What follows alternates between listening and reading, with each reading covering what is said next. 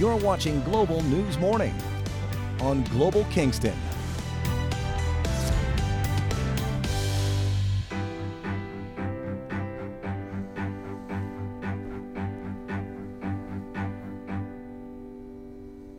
A pleasure to have you here. Join us on Global News Morning. It is Wednesday. Matt Lee is here. We're talking about new bylaws that are going to hopefully help alleviate the rental crisis in Kingston. Talking about secondary suites. How are you, bud? I'm great, thank you. Well, this is a new bylaw, you say? Yeah, it's a pilot project that they've started in the last couple months. And we've dealt with secondary suites across the east side and also across the west. And we've seen what it has done, and people are putting these apartments into the basements.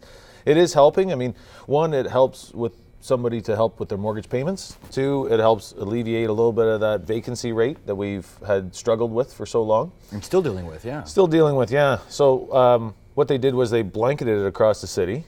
So different areas had different bylaws? Yeah, and they really still do, and we'll talk about that. But basically, when you get into this, the first thing you should do is go to the City of Kingston website and really narrow in on your neighborhood, your area, your address, and then basically work your way out from there, because there might be different bylaws because of where you are. So someone that maybe has a house, they have a furnished basement, it's not being used, they want to rent it out, help with their mortgage, take the load off of their rental crisis. It is a bit of a process, though. There's a bit of a process. It's a lot easier now, is basically what we're saying. Is basically, you go in and you get your permit and you start following their guidelines. It has to be fireproofed. You have to have drawings for them to approve. They come and actually look at it on site to make sure that you're meeting all the requirements.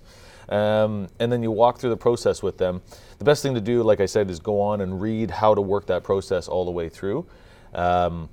What we ran into before is that if you were in the east and west, it worked very simply like that.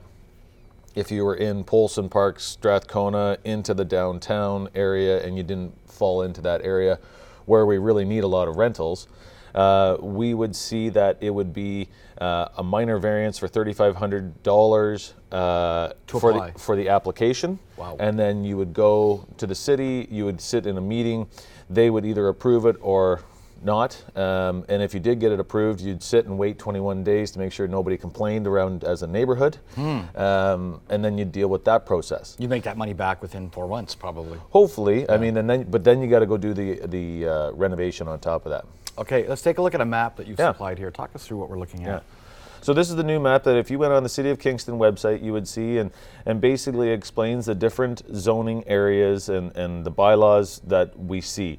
The pink area around the outside, it has to do with sewer and water, so like septic and wells.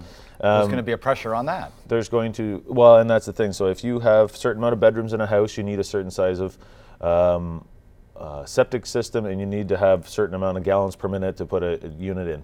The purple area is a no-fly zone, basically. It's Westbrook Meadows. They have been taken off of the secondary suite area. They're not allowing that right now. Same with a spot in the East End, and it could be, that's something you'd want to talk to the city about in regards to reasoning, but that's they're just no right now. But as you see in through Collins Bay into the down, Midwest, it looks pretty open for business on that side. Right. There are a couple red areas that we do see as well. We're going to get into the red areas have to do with sewer capacity. Is that why there are different bylaws for different parts of the city, because of the capacity? It'd be construction. It would be a lot of things, age, and how what they can do. That would be. I think that's a question more for the city, but yeah, basically, if I were to give a Coles Notes version of that, there's different bylaws, and we were two different townships at one time as well. So then they amalgamate, and then they have to take all of these things in together. But yeah, that's something you deal with the city itself. So in short, the city is catching up. They're really doing everything they can. I think it's a very positive project. I think that anybody, if you were thinking you were in mid-20s and you're thinking, I want to buy a house, but I don't want to be house poor. I want to get into the market because as the inflation goes up, I grow with that. and then all of a sudden you say, okay, I'm going to put a renter in the basement. I got my own space. It's really, really good. And I mean, if you're somebody that wants to get out of a rental in general, and you think, this is going to alleviate a little bit of stress from me as well.